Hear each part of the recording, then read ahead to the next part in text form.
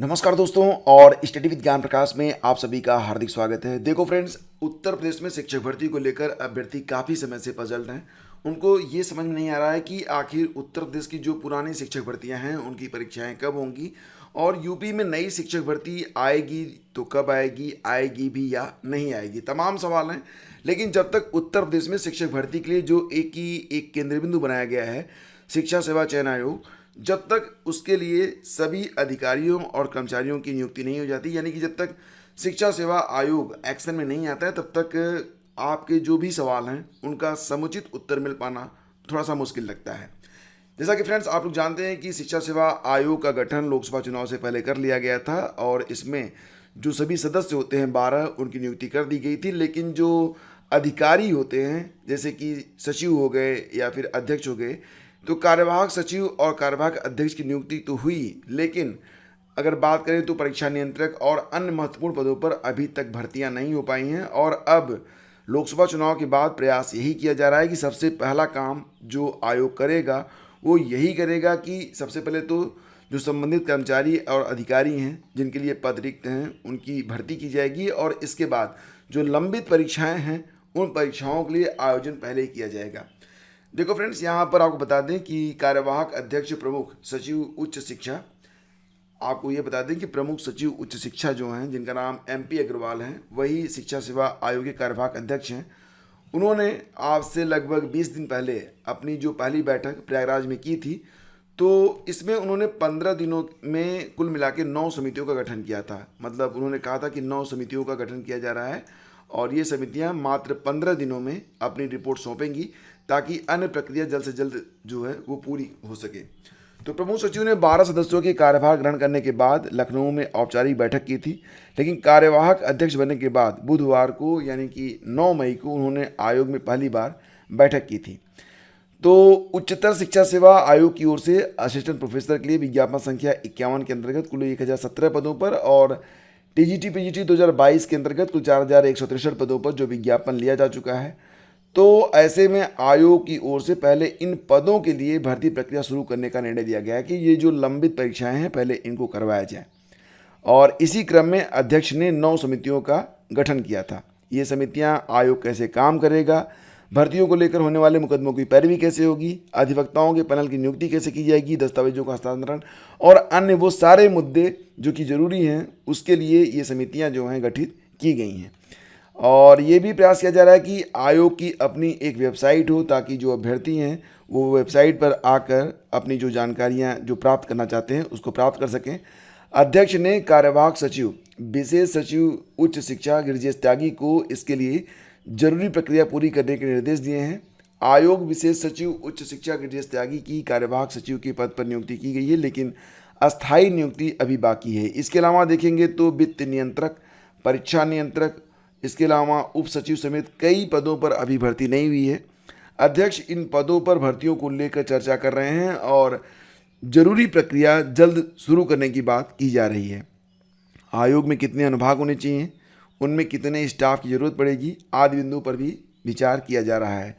तो फिलहाल फ्रेंड्स, आप ये उम्मीद कर सकते हैं कि बहुत जल्द, जैसा कि आप लोग जानते हैं कि चुनाव की जो प्रक्रिया है ये 4 जून को संपन्न हो रही है और इसके बाद शिक्षा सेवा आयोग ये एक्शन में आएगा और ये उम्मीद जताई जा रही है कि पहले असिस्टेंट प्रोफेसर की परीक्षा करवाई जाएगी कि उसमें आवेदकों की संख्या कम है और ये परीक्षा केवल प्रयागराज में करवाई जानी है। तो पहले असिस्टेंट प्रोफेसर की परीक्षा होगी और इसके बाद TGT PGT की जो परीक्षाएं होंगी वो करवाई जाएंगी। हालांकि फ्रेंड्स, TGT PGT में आवेदक लगभग 13 लाख से ज़्यादा हैं और ऑल ओवर यानी कि यूपी के लगभग सभी जिलों में ये परीक्षा करवाई जानी है। तो ऐसी स्थिति में एक बड़ा सवाल ये भी उठता है कि जब तक पेपर लीक से संबंधित जो मामले अभी चल रहे हैं अन्य भर्तियों में, जब तक उसकी पूरी पुख्ता व्यवस्था नहीं कर ली जाती है, तब तक TGT PGT के लिए फ़िलहाल परीक्षा करवाना थोड़ा सा मुश्किल हो सकता है। लेकिन आप लोग ये मान चलें कि अगले 90 दिन ये बहुत ही महत्वपूर्ण है आप लोगों के लिए। देखो फ्रेंड्स, आप लोगों से मैं कहूँगा निष्काम कर्म के लिए। निष्काम कर्म का अर्थ होता है कि जो कर्म आपको दिया गया है उसके फल की चिंता किए बगैर आप लोग अपना रोज़ का काम पूरा करें।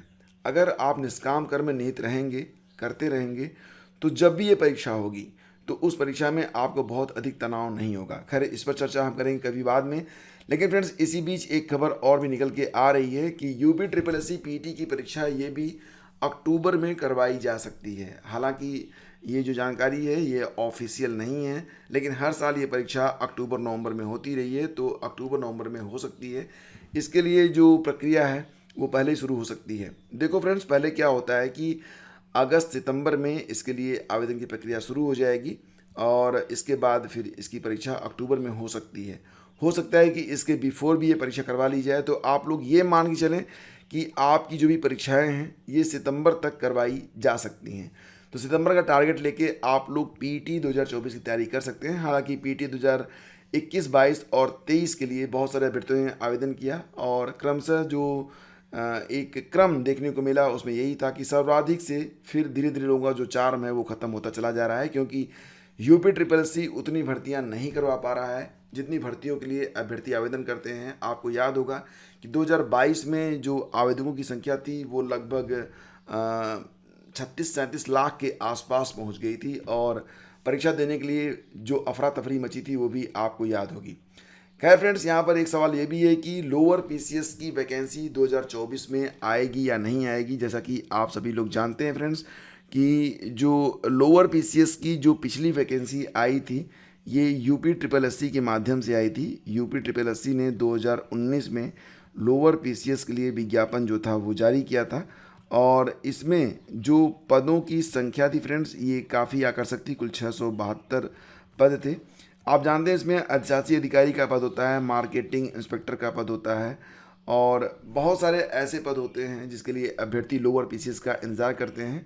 लेकिन फ़िलहाल अगर हम बात करें कि 2024 में क्या लोअर पीसीएस की वैकेंसी आएगी, तो अभी तक फ़िलहाल इसके बारे में कहीं पर कोई भी यूट्यूब के अलावा कोई भी सुगबुगाहट नहीं है।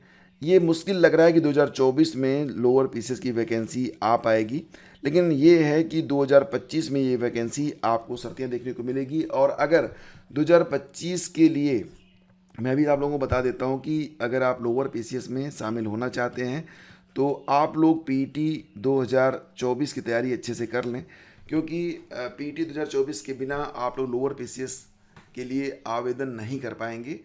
2023 के आधार पर तो मुश्किल है कि वैकेंसी आए। 2024 के आधार पर 2025 में या उसके पहले आपको लोअर पीसीएस की वैकेंसी देखने को मिल सकती है। लेकिन ये मान चलिएगा कि अगर आप पीटी 2023 में सम्मिलित नहीं हुए थे तो आप लोग पीटी 2024 में सम्मिलित हों, क्योंकि पूरी संभावना बन रही है कि पीटी 2024 के आधार पर ही लोअर पीसीएस की वैकेंसी आ सकती है। आगे बढ़ते हैं फ्रेंड्स और बात करेंगे इलाहाबाद विश्वविद्यालय पीएचडी प्रवेश परीक्षा के बारे में। तो जैसा कि खबर यहाँ पर निकल के आ रही है कि इलाहाबाद विश्वविद्यालय के नए सत्र के लिए पीएचडी प्रवेश की तैयारी शुरू कर दी गई है। संयुक्त शोध प्रवेश परीक्षा यानी जिसको आप लोग क्रेट कहते हैं, क्रेट 2023 के माध्यम से दाखिले की प्रक्रिया ज़्यादातर विभागों में अंतिम दौर में है। दाखिले की प्रक्रिया पूरी होने के बाद विभागों से सीटों का विवरण मांगा जाएगा और इसके बाद आवेदन की प्रक्रिया यानी कि पीएचडी प्रवेश 2024 के लिए जो प्रक्रिया है वो स्टार्ट की जाएगी। तो अभी फिलहाल इलाहाबाद विश्वविद्यालय में पीएचडी का सत्र 1 साल पीछे चल रहा है। कोविड के दौरान पिछड़ा सत्र अभी तक पटरी पर वापस नहीं आ सका है। विश्वविद्यालय प्रशासन की तैयारी है कि सत्र 2024 के लिए किसी तरह दिसंबर तक प्रवेश की प्रक्रिया पूरी करा ली जाए। अगर ऐसा हो जाता है तो 2025 से पीएचडी का सत्र पूरी तरह से पटरी पर आ जाएगा। तो इलाहाबाद विश्वविद्यालय और संगठन महाविद्यालयों में पीएचडी की 1000 से अधिक सीटों पर प्रवेश संभावित है। तो ये जानकारी निकल के सामने आ रही है और पीजी प्रवेश के लिए 20,000 से अधिक रजिस्ट्रेशन अब तक इलाहाबाद विश्वविद्यालय में हो चुके हैं। और आगे बढ़े तो परिषदीय स्कूलों में 5 जून से लगेगा समर कैंप, इसका भी विरोध किया जा रहा है। तो परिषदीय स्कूलों में 15 जून तक ग्रीष्मकालीन अवकाश चल रहा है। अब इन छुट्टियों के बीच 5 जून से 11 जून तक विश्वविद्यालय खोलकर समर कैंप लगाया जाएगा। इको क्लब के माध्यम से लगाए जाने वाले इस कैंप में पर्यावरण जागरूकता से संबंधित कार्यक्रम भी आयोजित किए जाएंगे। स्कूल शिक्षा महानिदेशालय की ओर से निर्देश दिए गए हैं कि पेंटिंग व वाद विवाद प्रतियोगिता इत्यादि आयोजित की जाएगी। छात्रों को जल संचयन और पौधरोपण के लिए प्रेरित किया जाएगा। महानिदेशक स्कूल शिक्षा कंचन वर्मा की ओर से समर कैंप लगाए जाने का आदेश जारी कर दिया गया है। सभी मंडलीय सहायक बेसिक शिक्षा निदेशकों को नोडल अधिकारी बनाया गया है। समग्र शिक्षा की गुणवत्ता यूनिट के अधिकारी सचिन कुमार भी नोडल अधिकारी बनेंगे। तो ये प्रक्रिया यहाँ पर शुरू करने जा रहे हैं। तो देखो फ्रेंड्स, यहाँ पर उत्तर प्रदेश बीटीसी शिक्षक संघ के प्रदेश अध्यक्ष अनिल यादव ने कहा कि अभी शिक्षकों की ड्यूटी चुनाव में लगाई गई, वह मतगणना कराने के बाद दूसरे ही दिन स्कूल खोल देंगे तो फिर छुट्टी का क्या लाभ हुआ। बात भी सही है। यहाँ पर समर कैंप, खैर ये सरकारी नीतियाँ हैं, इस पर हम क्या कहें। तो फिलहाल फ्रेंड्स ये थी आज की न्यूज़ अपडेट। करंट अफेयर आप लोग पढ़ते रहिए, मैं बार बार आप लोगों से कह रहा हूँ। करंट अफेयर की जो PDF है उसका लिंक वीडियो के डिस्क्रिप्शन में है, और per day online current affair इसी चैनल पर अपलोड किए जाते हैं। लगभग उसकी टाइमिंग है 9 बजे, तो 9 बजे एक बार आप लोग चैनल पर जरूर आया करें और करंट अफेयर जरूर देखा करें। हमारा टारगेट है फ्रेंड्स कि कुल मिला के 3600 प्रश्नों को पूरे साल में कवर करना, यानी कि एक महीने में कुल लगभग 300 प्रश्न हो जाएं। और इसके लिए मेरा प्रयास रहता है कि प्रतिदिन 10 प्रश्न आप लोगों को कम से कम दिए जाएं। तो फ्रेंड्स ये थी आज की news update. Thank you so much for watching the video. शीघ्र मिलते हैं आपसे एक नए वीडियो में। आगे दीजिए, नमस्कार, जय हिंद।